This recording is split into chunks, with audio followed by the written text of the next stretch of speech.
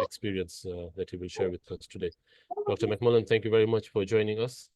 We welcome you to our webinar series. And whenever you're ready, you can start. You can share as well. Sounds good. Can you hear me? Yes, we can hear you. Perfect. Excellent. So thank you guys so much for having me. I really appreciate the opportunity to talk to you guys. Just a little bit about my background so you guys have a sense of kind of where I'm coming from and what my experience is. So I'm certainly a medical intensivist at Cooper. Primarily, I cover the surgical ICU and the neuro ICU. My training is actually in emergency medicine in residency. So I like to do a little bit of everything.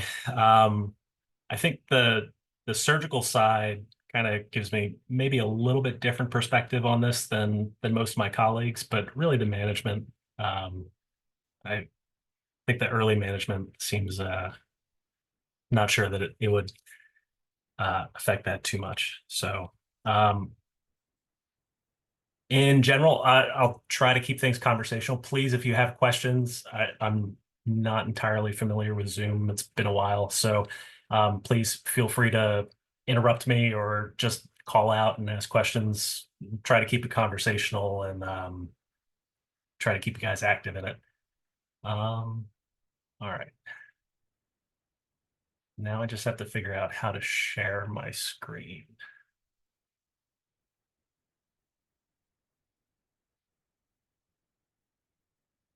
I actually practiced this beforehand, so hopefully.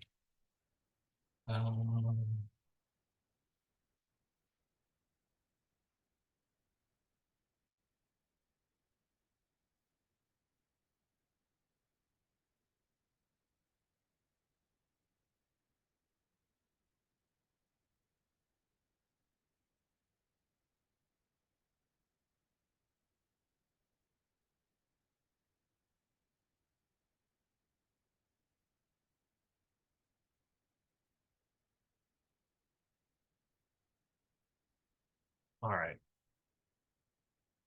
Can everybody see that? Yes, we can see the screen. Yeah. Okay.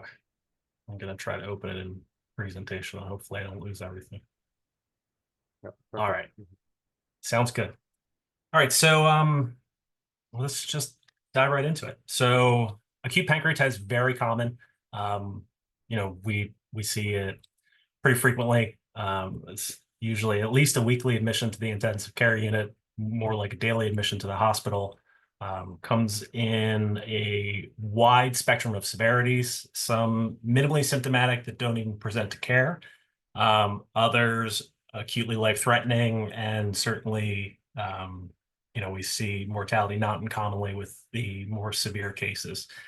It's a little bit of a challenge to manage. It's not exactly a organ that our surgeons can just go in and put their hands around. They can certainly go in, but we tried not to make that happen. Try to avoid that at all costs. And it's in a tough spot. It's sitting in the retroperitoneum, so it's close to a lot of vital structures. It's got a lot of complex innervation around it, particularly your sympathetic fibers along the aorta. So we can see autonomic changes throughout the course of this, which really complicates the picture when we're trying to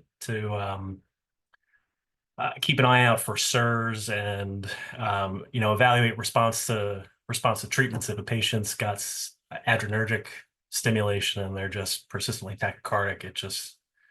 It's definitely a challenge. So complex disease, variable course, and this is kind of the take-home message for the whole thing. It's extremely difficult to predict in the early stages. A lot of what we're going to cover is actually retrospective and observational data.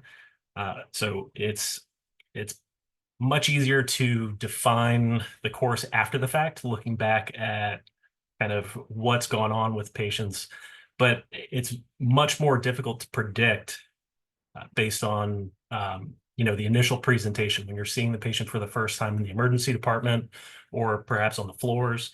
Being able to predict which patients are going to potentially benefit from escalation to the intensive care unit, or which patients are going to be, perfectly fine on the floor and discharged without any complications. So we'll kind of get into that a little bit. So big spectrum of presentations. The overall mortality and management over the last 10 to 20 years has definitely increased. We're looking at about a 2% overall mortality. When we differentiate that, though, the vast majority of patients are going to have mild to moderately severe disease, and the outcomes are quite good with that. It's the 1/5 that develop severe disease that are really in trouble and really need our close attention, because that mortality rate jumps from 2% to 20% in that subgroup. Among the mortality, so this little snippet out of the New England Journal, I think, really illustrates kind of what we're dealing with. So the first 2 weeks are very much an inflammatory and a SIRS state. So that's where we're combating multi-system organ failure, just trying to keep the blood pressure at reasonable levels, the kidneys functioning, trying to manage pulmonary disease when we start to see ARDS. So we're using lung protective ventilation strategies, trying to avoid intubation if at all possible.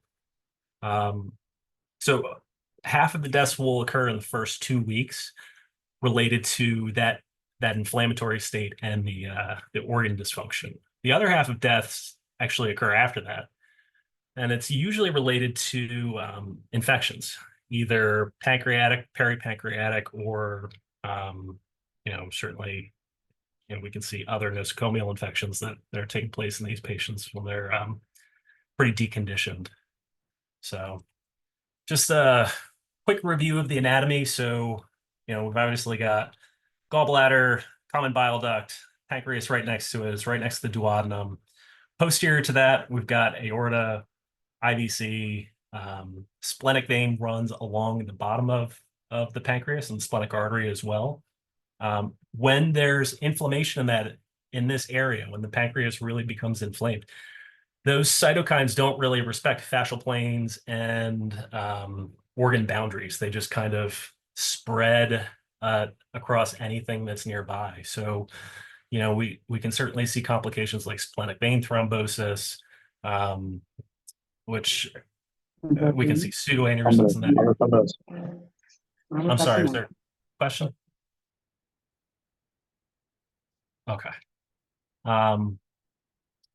And then, so the anatomy kind of plays into the pathophysiology, which we'll get to.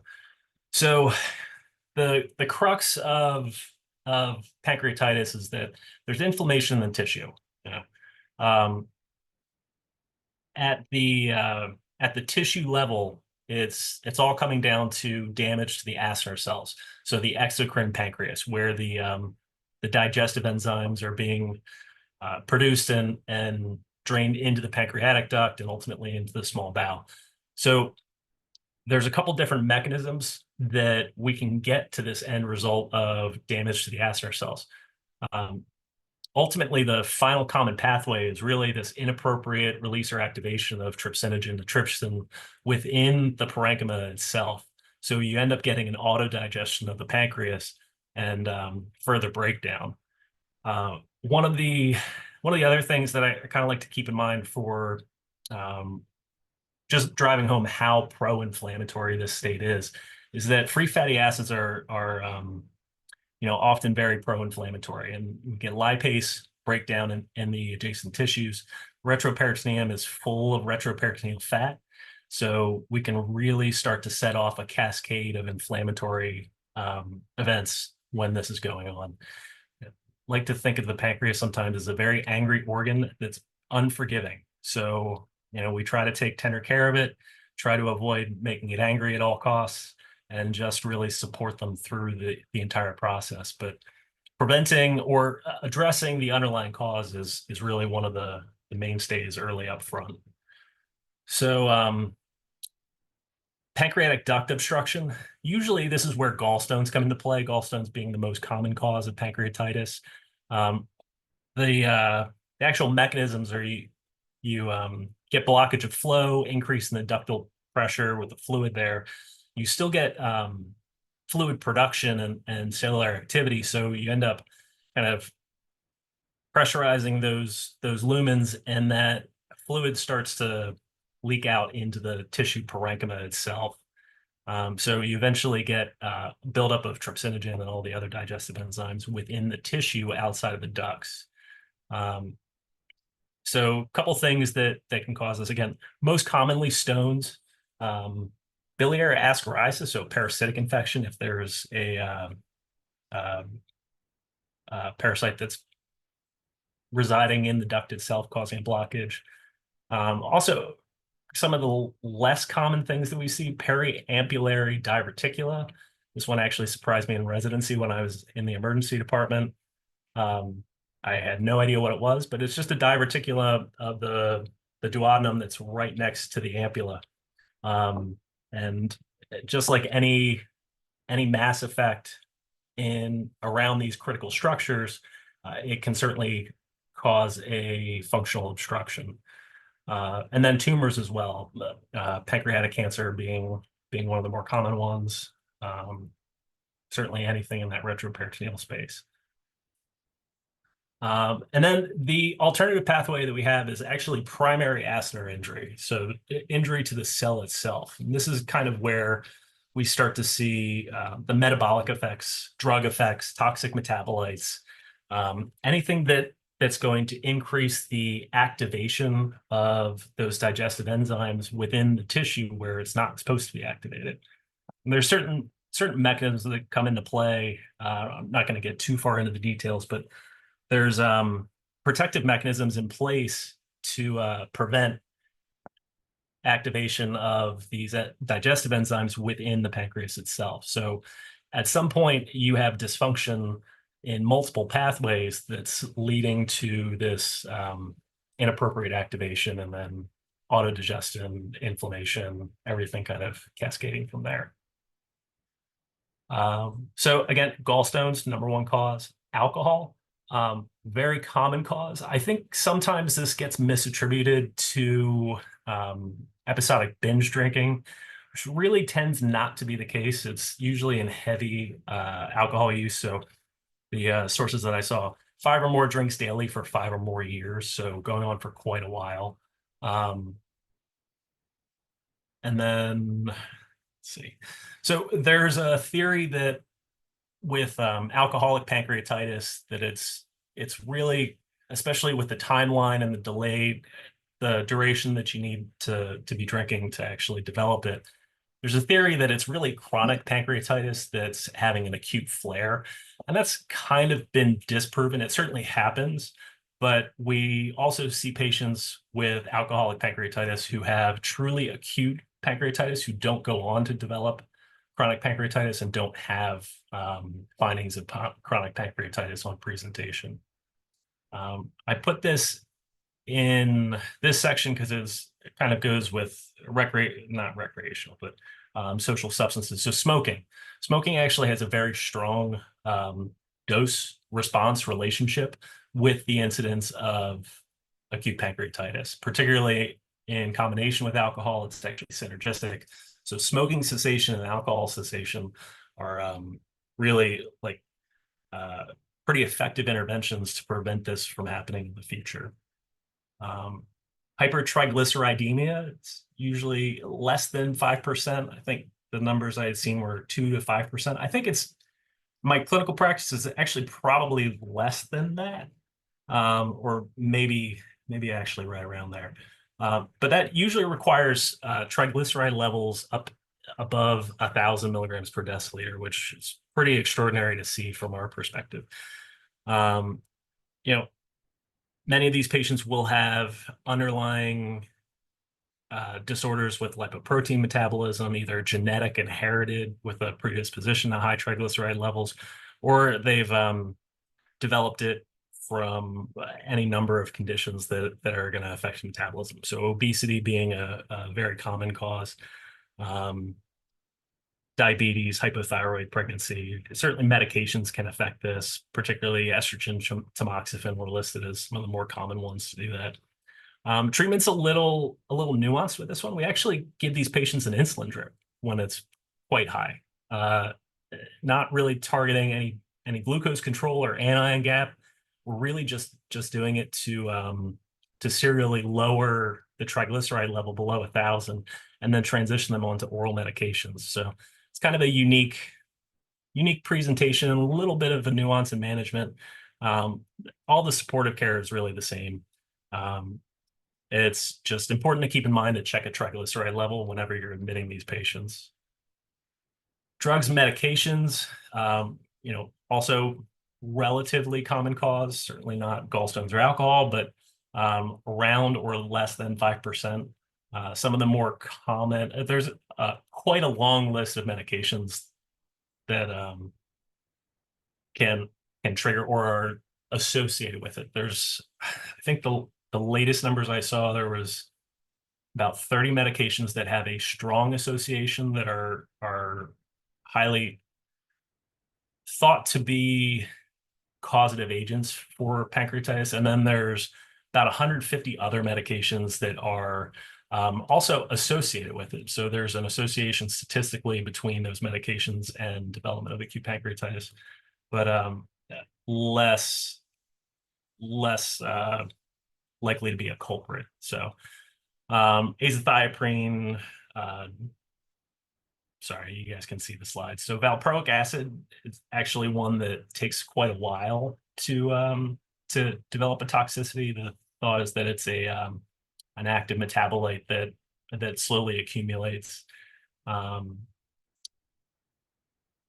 So yeah, managing the drugs and medications. Actually, the guidelines kind of suggest they caution against labeling a particular medication as the culprit, particularly because idiopathic acute pancreatitis is also an equally common entity.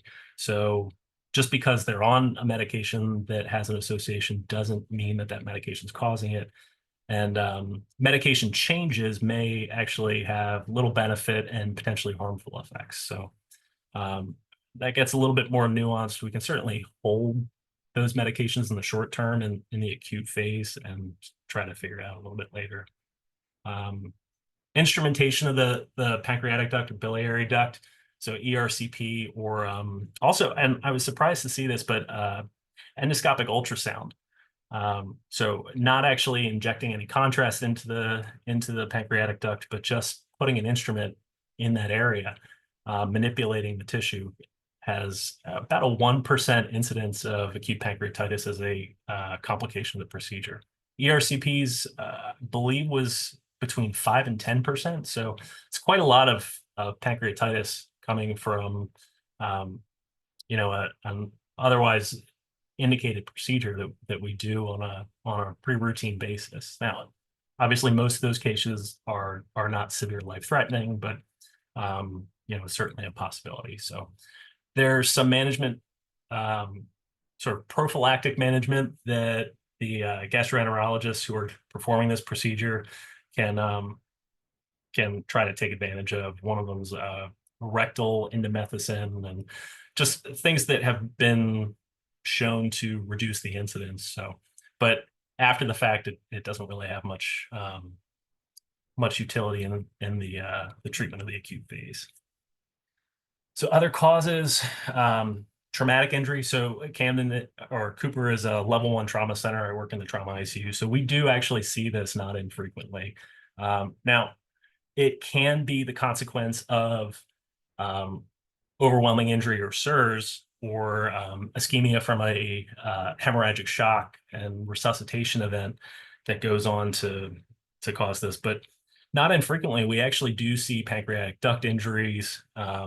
It's in a relatively protected area, so it's pretty posterior within the abdomen. Got to get through.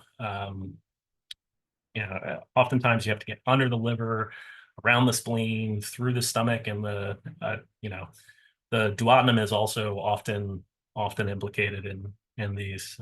Gunshot wounds are notorious for transecting some of these vessels and causing a leak.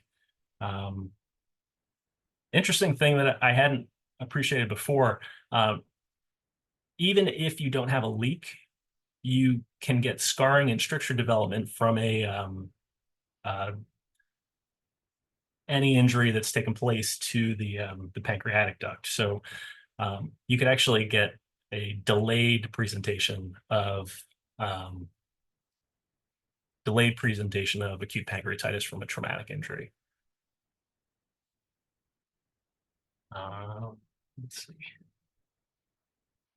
Biliary sludge was listed. So, it's not gallstones, but there is an association with, otherwise idiopathic cases that 20 to 40% of them have biliary sludge or potentially microlithiasis. So sludge is kind of the sediment that's taking place that's usually the consequence of cholestasis, so potentially fasting.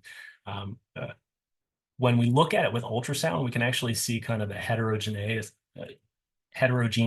kind of appearance, which kind of does suggest that there's small crystals, micro stones essentially, that are developing in that fluid. So it may just be a small stone within that sludge that's causing it. So they recommend considering that as a cause, particularly if there's a biliary pattern to the pancreatitis. So like elevation in your LFTs. Hypercalcemia is a rare cause, but due to intracellular signaling, it actually can lead to intraparenchymal activation of trypsinogen. So it's just one to list. And then infections, certainly viral infections, some bacterial infections, aspergillus is a fungal infection, and then parasitic infections can certainly lead to acute pancreatitis. I think I left out autoimmune pancreatitis. There's actually two types. So one affects particularly the pancreas, so it's an isolated presentation of acute pancreatitis. And then the other actually affects multiple organs. So, but it is also kind of a rare event. All right, so how do we know that a patient has acute pancreatitis? So diagnostic criteria is 2 of the 3, and opens into some nuance, kind of allows us a little bit of leeway in making the diagnosis for particular situations. But number 1 is pain characteristic or a clinical exam consistent with diagnosis of pancreatitis. So if it looks like pancreatitis, sounds like pancreatitis, that's one of your 3 right there. So acute, persistent, severe epigastric pain, often associated with nausea, vomiting, but certainly not required. So pain that's consistent with pancreatitis. Amylase is still listed as a diagnostic criteria, although lipase is much more sensitive and specific to pancreatitis. There are other conditions that can falsely elevate your amylase. So it's I try to stick to the lipase in my personal practice. But so elevated above 3 times the upper limit of normal, and then imaging. So imaging is kind of the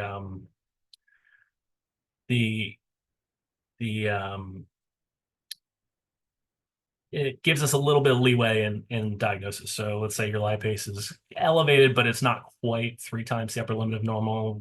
We can do either an ultrasound or CT scan and see evidence of edema within the pancreas. That kind of allows us to make that diagnosis a little bit sooner in a patient who may progress to a little bit more severe disease in the next couple of days. So I think I have this is an ultrasound of the pancreas. So just an example of kind of, this can be done point of care. And what we're looking at is normal pancreas in this area towards the pancreatic head. And then the arrow is actually pointing to a demarcation between normal and edematous pancreas. So in this circumstance, we can kind of see the difference and appreciate it. It can be picked up on ultrasound. I think if the entire pancreas were involved, I would have a hard time picking this up personally, but it can be a useful diagnostic test, certainly readily available in most scenarios. So just something to keep in mind.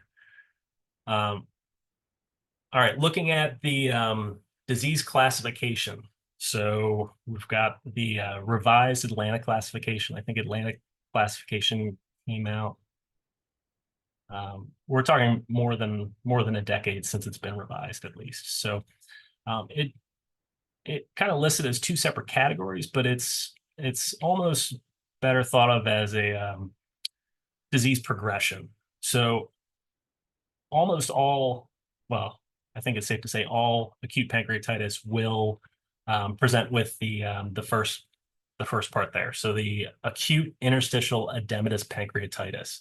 That's where we see, enlargement of the pancreas, collection of inflammatory fluid and edema.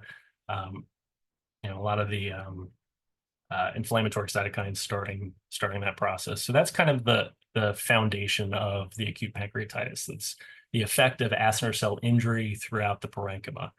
And then about a fifth of patients will evolve to kind of this more severe stage where they develop actual tissue necrosis. So, we can kind of see like areas that have been hypoperfused, either in the pancreas itself or sometimes adjacent to the pancreas. They're certainly at risk for progressing on to necrosis. And the necrosis itself isn't necessarily the problem. It's the association with the degree of the inflammatory response in those first 2 weeks, like we had talked about. But it's also the increase in the risk of infectious complications down the road. So one of the major things that we dread seeing and try to avoid at all costs is infection of a necrotic fluid collection within the pancreas. The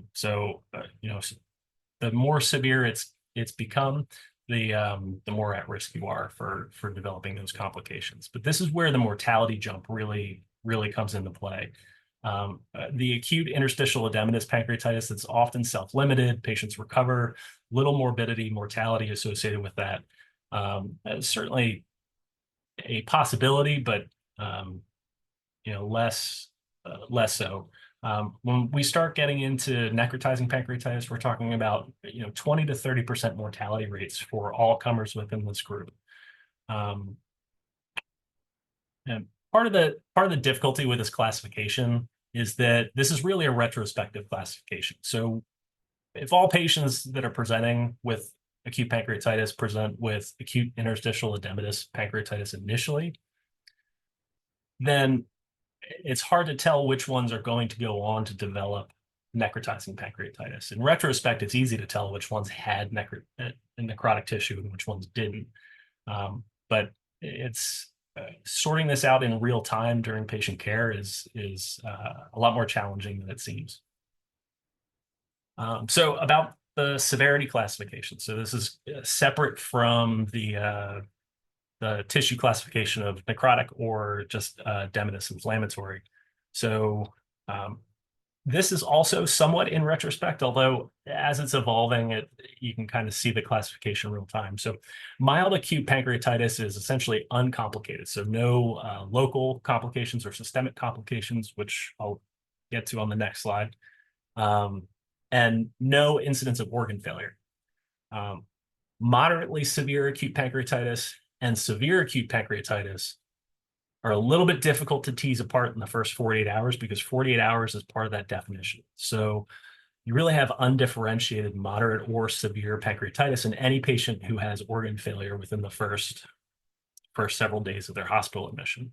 It's only after that resolves within 48 hours that we then classify the patient down to moderately severe acute pancreatitis. So just it plays into kind of interpretations of studies and the morbidity mortality risk. But real time, we're seeing organ failure. We have to assume that these patients are, severe acute pancreatitis until they improve and prove us wrong.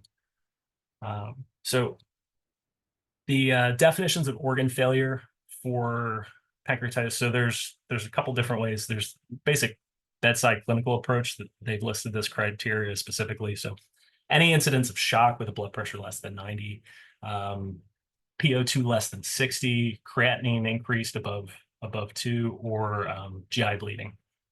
The modified Marshall scoring system is sort of an objective way to kind of get to the same definition of organ failure. So they're looking at a score of 2 or more in any of the 3 systems that are involved. So there's 4 lines, but it's creatinine in different units. So and that comes down to the same thing. It's essentially your P to F ratio instead of your PaO2, your systolic blood pressure, and your serum creatinine. So local complications. This is kind of getting into what we're really seeing real time, and I think getting an understanding of when each is at play kind of helps us in discussion with our specialists, our proceduralists. So you basically have necrotic or not necrotic, and then you have your acute collections or your evolved collections. So with this interstitial pancreatitis without tissue necrosis, we can still, and we often do, get simple fluid collections. So you get leakage of the edematous fluid. Sometimes you get accumulation of the enzyme-rich fluid, and it just, if it's building up, and it's got to go somewhere. So it's going to coalesce into a particular region or area within the tissue. The important thing with this early phase is that it is a pretty simple fluid collection, but it's not encapsulated. There's no wall to it. And the timeline is really felt to be within the first 4 weeks, that it takes 4 weeks to develop encapsulation from the initial diagnosis. So really with the acute management, we're not talking about pancreatic pseudocysts in the acute phase. That's later. That's about 4 weeks later or more. And that's when it becomes encapsulated. The differentiation between encapsulation or not encapsulated really kind of teases out into how we manage complications with it. So if we need to drain it, it's more definitive to drain an encapsulated collection than it is to kind of stick a drain in a region with simple fluid collection. So that'll come into play a little bit later. With the necrotic collections, similar classification. So the differences with necrotic collections comes necrotic tissue. So there's a solid or semi-solid component, at least initially, within that collection.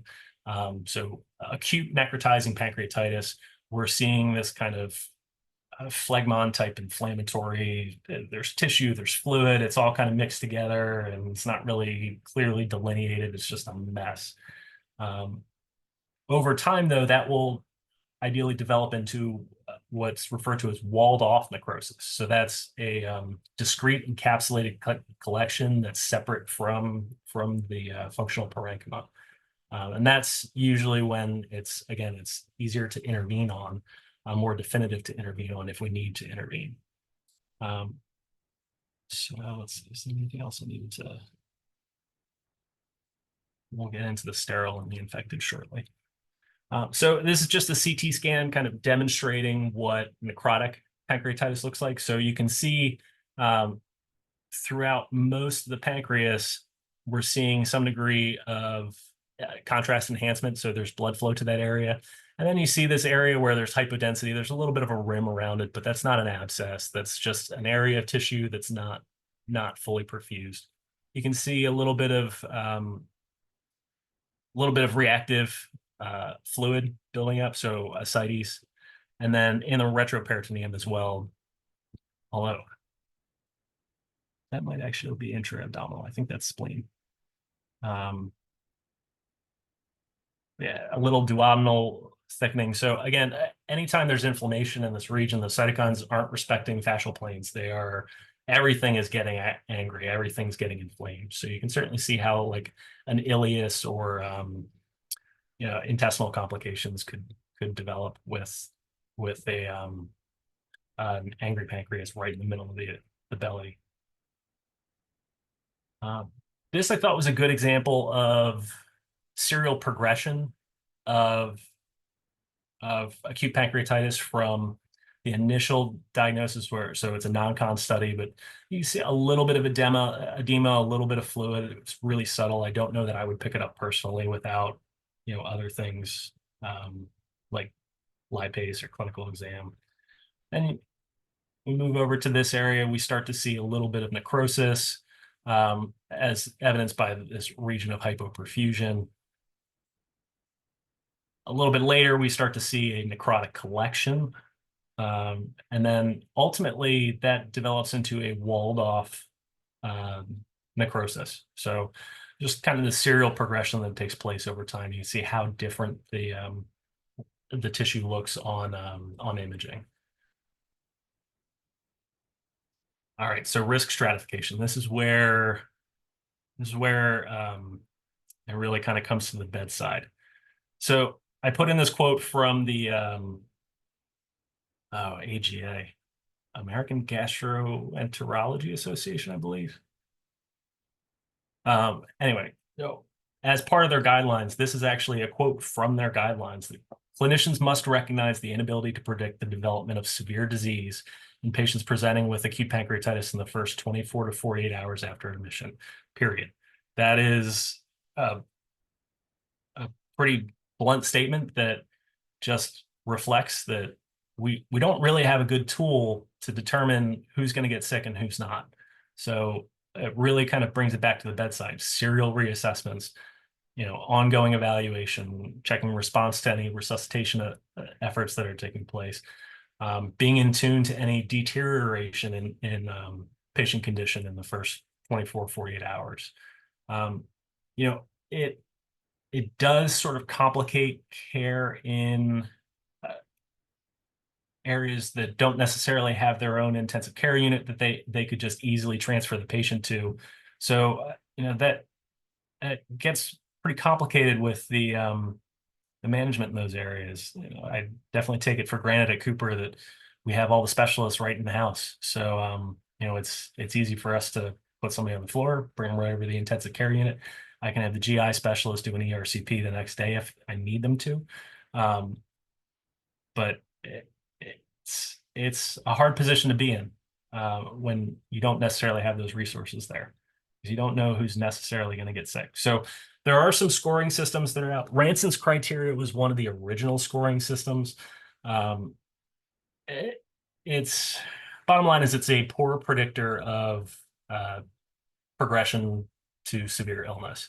It takes 11 parameters. The first 5 are at admission. The next 6 are actually done 48 hours later. So you don't really get your total score until 48 hours into your hospital stay. But the score does correlate loosely with a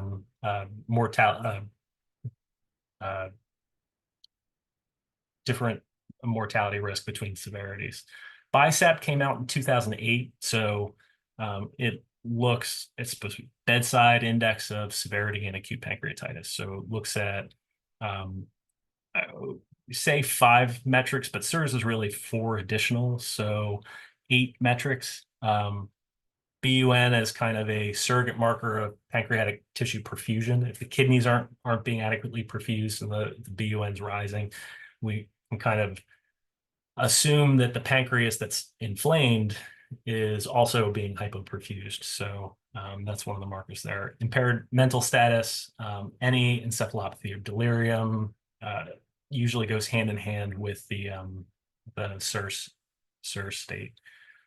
Age greater than 60, certainly increasing age puts you at risk of developing severe disease, as does multiple comorbidities, things like that.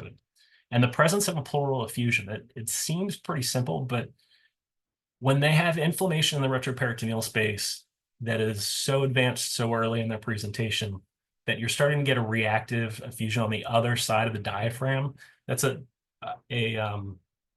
marker that this is a lot farther along than most cases when they're presenting to the hospital.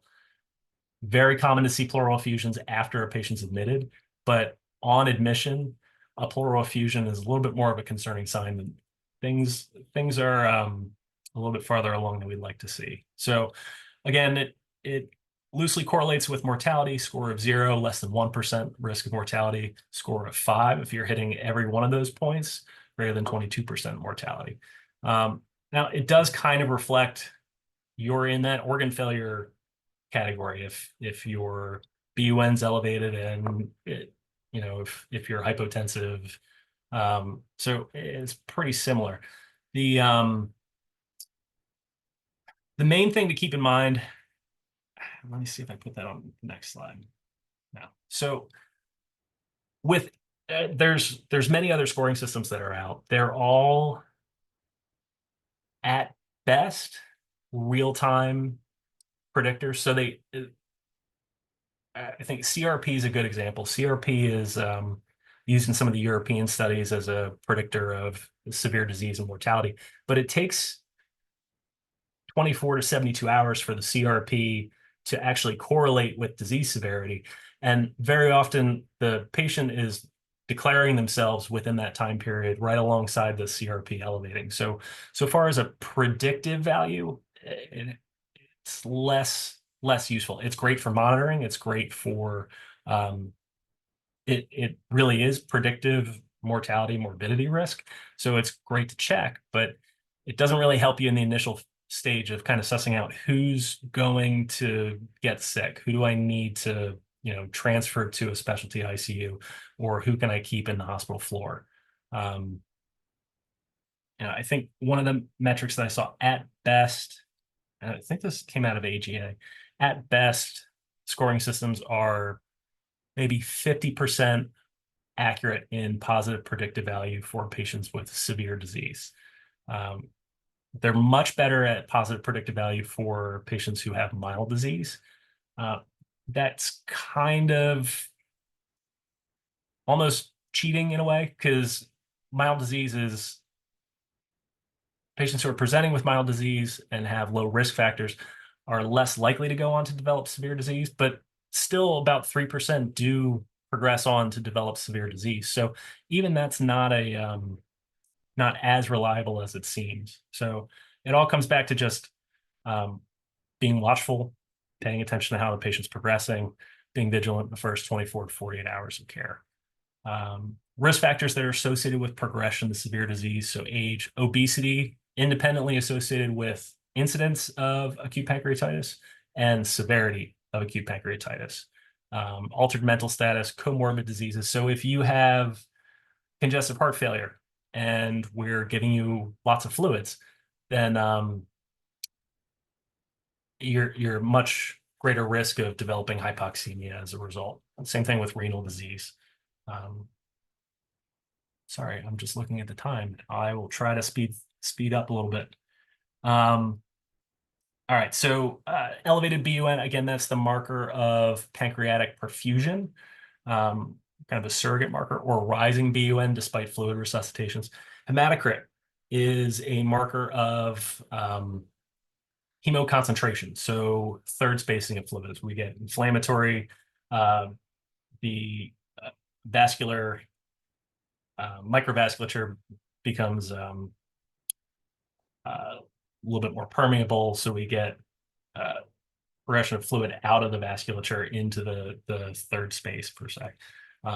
So if that's rising despite fluid resuscitation, that's an ominous sign.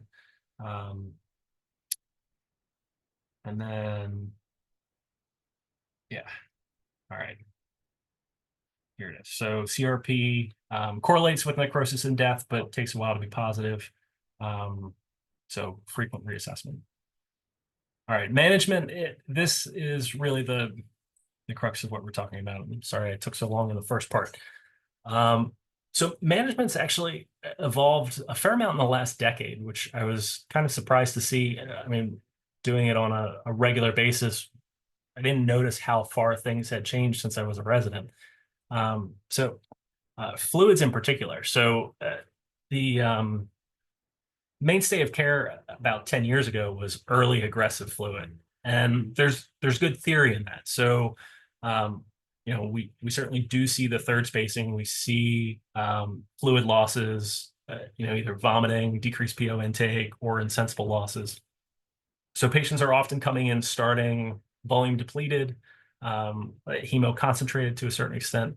And really the idea of early aggressive fluid resuscitation is that the pancreas has regions of the inflamed regions are locally hypoperfused. So, and we have good evidence from animal studies that those regions of hypoperfused pancreas will go on to develop local necrosis. So there's an opportunity to prevent that from happening. If we can prevent that up front, we can reduce the inflammatory cascade that's going to follow from that cell death later down the road. So early fluid resuscitation is very specifically early. So usually within the first 24 to 48 hours. So in the time since, studies have demonstrated that if it's delayed, it's not really effective. Certainly we can support their hemodynamics, but it doesn't prevent progression to more severe disease because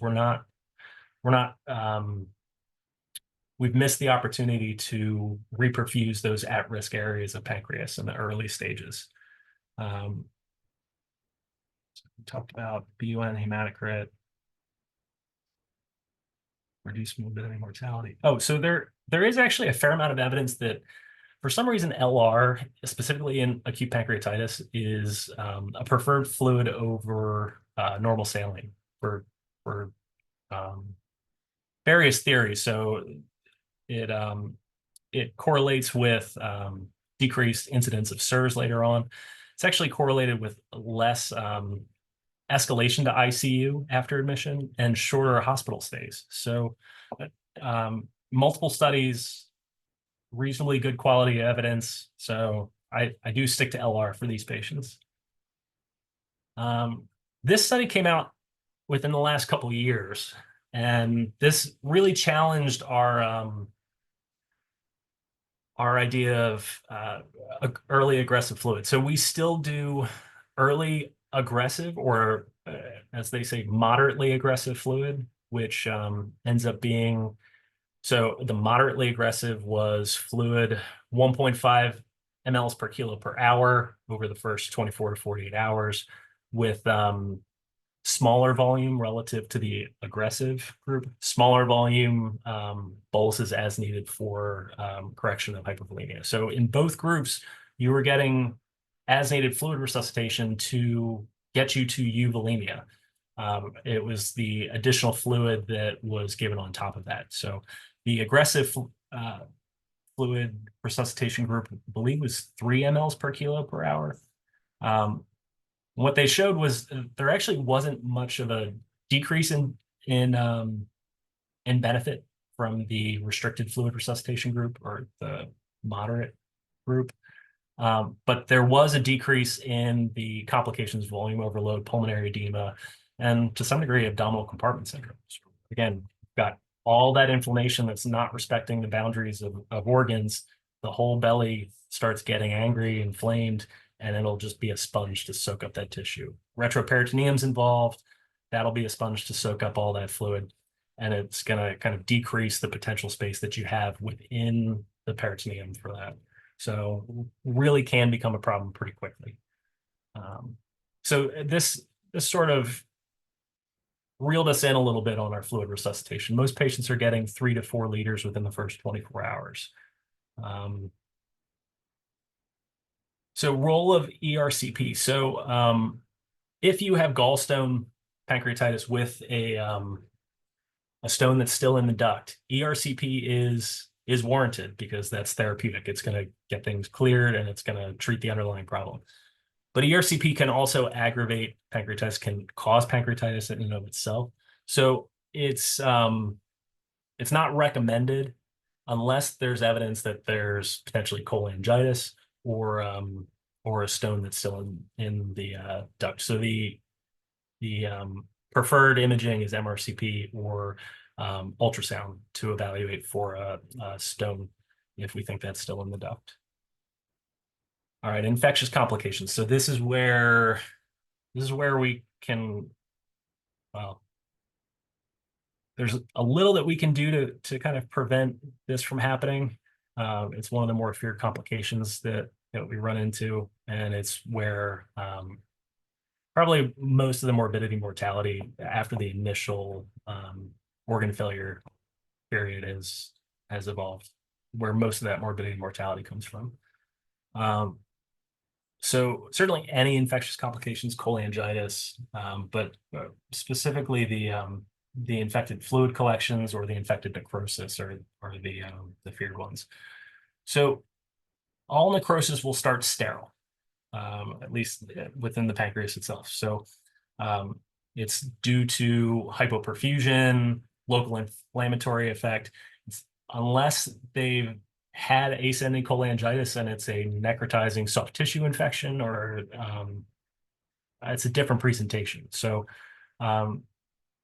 acute pancreatitis, we're initially dealing with sterile necrosis. The initial thought was that most of these patients weren't getting infected in the early stages, but there were also studies that have come out that said that about 25% of the patients who developed infected necrosis actually developed it within the first week. That makes diagnosis particularly challenging because, again, we're dealing with the inflammatory surge. We're dealing with the surge state. So, identifying that you now have an infectious cause in a patient who's already in a profound SIRS distributive shock sort of state, that takes a lot of vigilance to notice a change in the trends, potentially a change in their pain quality. So there's a couple different mechanisms that we think that this is occurring by. Early hypotension for that resuscitation phase, leading to bowel ischemia, bacterial translocation is felt to be one of the main mechanisms. And then line infections are certainly another cause. Anything that's going to cause transient bacteremia, this is at risk for becoming seeded with infection. It's just really vulnerable tissue. I don't have too much on enteral nutrition, but we've really kind of moved away from the idea of bowel rest. So we want to start early enteral nutrition in patients. And one of the big benefits of that is that it actually does seem to decrease the incidence of infection of the pancreatic necrosis. And the idea is that the ischemic or at-risk bowel, when it's nutritionally supported, is less likely to have bacterial translocation occur. So, but there is evidence that early enteral nutrition will actually help to decrease the risk of these infections. Prophylactic antibiotics, it's been studied very extensively. There's no demonstrated benefit. Although in theory, it would behoove us to get a head start on something that has such a high mortality risk, but it had no benefit whatsoever. All right, so infected necrosis has obviously been around for as long as acute pancreatitis has been around. But the surgical and the interventional treatment options have really evolved in the last 10, 20 years. So initially open necrosectomy. So actually a laparotomy to go in and take out the necrotic tissue was really the main primary option for surgical management. So that now we're in a setting where we can use either endoscopic drainage or percutaneous drainage to get initial relief in those unstable patients who are getting sicker and need immediate source control. But in all circumstances, antibiotics is really the mainstay of therapy. In some cases, that's all the therapy that's needed. Ideally, we're waiting 4 weeks until we've developed walled-off necrosis or a true pancreatic pseudocyst or in that case, an abscess, before we go in and do any drainage. And oftentimes, or not infrequently, antibiotics is taken care of. We don't need to go in and do an interventional procedure or major surgery unless there's mass effect or it's causing obstruction or functional issues. So we've kind of come to this idea of a stepped up approach. So antibiotics are warranted in any patient who we even suspect infected necrosis. And then any patient who's becoming unstable or remains unstable, then we have to consider doing a temporizing procedure. So ideally a drain. The last ditch effort would then be open necrosectomy if it's not accessible through minimally invasive procedures, or if they're just that sick. So so how do we diagnose infected necrosis? So again, you have to be vigilant. We're dealing with a patient who is in a raging SIR state. So we're not going to be able to just look for all of a sudden they spike fevers and they get a white count. More likely than not, they already have those. So a couple of the diagnostic criteria: anytime there's a gas collection within this previously sterile fluid collection, we assume that it's a gas forming organism that's now growing. So that would be diagnostic in and of itself off the CT scan.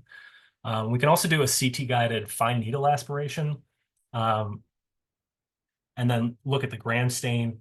That is apparently still positive even after starting early antibiotics. It just has to do with the penetration that, or the limited penetration that most antibiotics get into these necrotic tissues, particularly within the pancreas. So that would be diagnostic, but we wouldn't delay antibiotics. Anytime there's a concern, we'd start antibiotics until proven otherwise. And then this one also relatively recent: immediate versus postponed intervention. So this is really what kind of changed our how aggressive we are in early interventional procedures. Even when I was in fellowship, we found infected necrosis, we went after it one way or another, usually with serial IR drains, and it was just a really frustrating process. With this trial, they took patients prospectively as opposed to previous retrospective studies. Prospectively assigned them to either immediate drainage or postponed intervention. So after a course of antibiotics, unless of course they were becoming more unstable and needed immediate source control for resuscitation purposes. But what they demonstrated is that patients did no worse with either procedure. And if anything, the patients who had postponed interventions, some of those patients didn't need to have interventions. They were treated perfectly adequately with systemic antibiotics. So certainly less procedures. So this kind of switched our how aggressive we are with draining these collections in the as soon as we've found them. We'll kind of pump the brakes a little bit so long as the patient's stable, antibiotics being the mainstay of therapy. So I'm cutting it close. Anyway, so just in summary, some of the take-home points that I want to highlight. So classification, again, it's largely observational and retrospective. So we don't know when we're admitting the patient if organ failure is going to be resolved within 48 hours. So we just have to be vigilant, watching the labs. The patient's clinical presentation and their trends in their labs is going to be as effective as our best scoring assessments for risk stratification. So just really vigilant care. There's not really a targeted treatment. I've seen, and we had mentioned ulinistatin prior to the lecture, but I was kind of struggling to find anything in guidelines about using that. So that's a serine protease inhibitor. It's often given in conjunction with somatostatin. The idea is that it decreases the conversion of trypsinogen to trypsin, and sort of like in the way that we're trying to reduce hypoperfusion to reverse or prevent the downstream inflammatory effects. it's gonna, in theory, it'll decrease the severity of the disease down the road. The meta-analysis that I saw showed promising results, but again, it hasn't made it into any of the guidelines, even the one that was published since this meta-analysis came out. So we'll have to, I don't have really personal experience with it. I don't believe we're using it at Cooper, so I can't really speak to any efficacy. All right, so again, supportive care is key. We're trying to prevent complications more than anything else, almost defensive kind of a posture on this stuff. Just protect the patient. And then yeah, early enteral nutrition, antibiotics for infected necrosis. And that's really all I have. Excellent. Thank you. Thank you very much, Dr. McMullan, for that presentation. Very relevant and important data to share with us. So we have a few questions. I'll just go through them. Absolutely. So how early is the early enteral nutrition? Do we still allow them to have a bit of bowel rest for a few hours before allowing them to feed? Or is it immediately? So the Aspen guidelines are what I found to be kind of the more authoritative on that. So really, there's no strong indication for bowel rest in these patients. The theory with bowel rest was that it decreases the exocrine function of the pancreas. So if there's a blockage or an inflammation, that it would kind of reduce the potential for harm or potential for worsening of the acute process. But that really hasn't panned out in any interventions. It hasn't shown benefit to do bowel rest. Now, certainly if the patient can't tolerate enteral nutrition, then there's only so much we can do for that. But really getting them to eat as soon as they're ready is really okay. They do talk about avoiding TPN at all costs. Ideally, trial of PO or enteral nutrition for up to 5 days before deferring to TPN.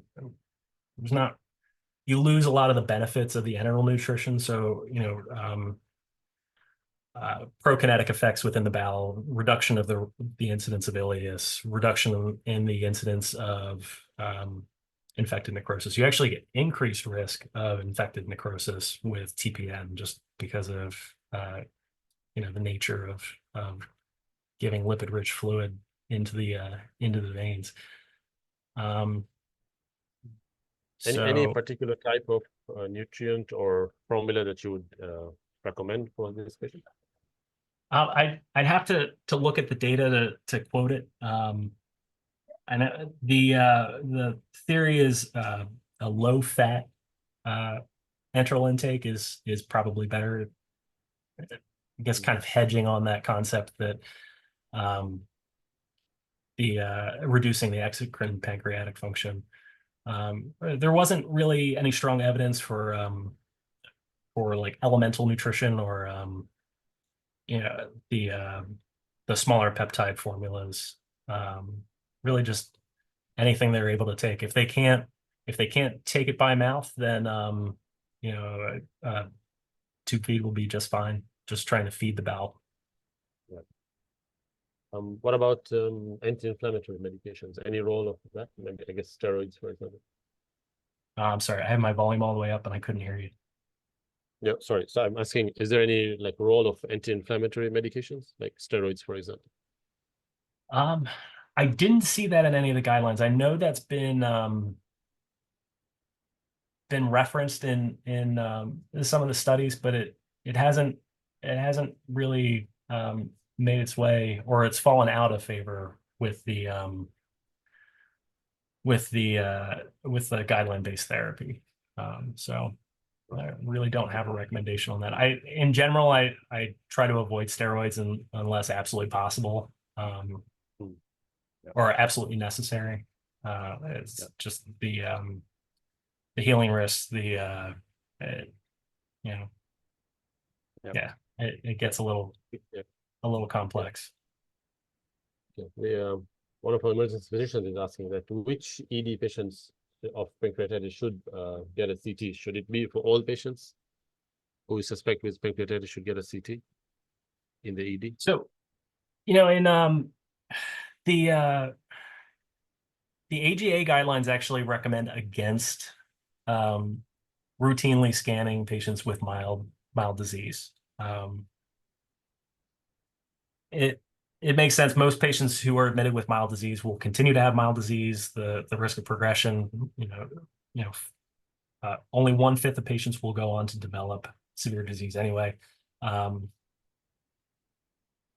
In practice, though, and this is speaking from my personal practice as an emergency physician, I don't know that I could actually admit a patient with pancreatitis to a hospitalist on the floor without a CT scan supporting the diagnosis, ruling out additional pathology, or at least an ultrasound to look at the gallbladder to make sure that they don't have acute cholecystitis. It's so in theory, no, they don't necessarily have to have imaging, but in practice, almost all of them have a CT scan with contrast before they make it to an inpatient bed, whether that's on the floor or in the ICU. Right. One more. So if, like you mentioned, the pancreatitis is a spectrum, right? So it's a progression. It starts with acute interstitial pancreatitis and then moves on to become necrotizing. And this is mostly from retrospective data. Is there anything intervention-wise that you can do to prevent the progression of these patients from an interstitial mild form to a severe form? Is any data on that you have come across? Yeah. So we're really sort of limited in the progression. So the crux is the early aggressive fluid resuscitation, or I guess early moderately aggressive fluid resuscitation after that 2021 study, with the idea of maintaining perfusion to that at-risk pancreatic parenchyma. The inflammation's already started by the time that they're presenting to you. So the trigger is already there. We're just kind of trying to do as much damage control as we can. So I think that's where the potential role for that serine protease inhibitor comes in. Although I haven't found any guidance on when to use that, or particularly timing or dosing, or there's a lot of different studies that were included in this meta-analysis, but I hadn't seen enough that I would feel comfortable ordering that. But the fluid resuscitation has both in the pathogenesis, the theory in the animal studies, and just the concept of preserving that perfusion to the at-risk tissue. That seems to be our most effective treatment, at least in preventing that progression to more severe disease. What about the question of pancreatic enzymes?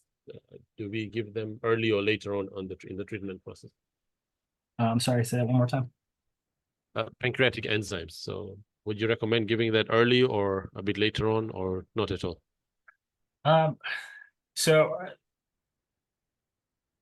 with the exocrine pancreas deficiency, it's not really clear to me in the initial phases whether or not a patient's going to require it. And I think I'd have to wait for the patient to show exocrine pancreatic insufficiency before I would start it. So I wouldn't necessarily start it routinely, because presumably there's still some region of pancreas that's functional. After all, the disease process itself is the ongoing production of these secretions and the fluid into the ducts. So it's not really clear to me whether or not patients in this acute phase are going to need the the enzyme supplementation.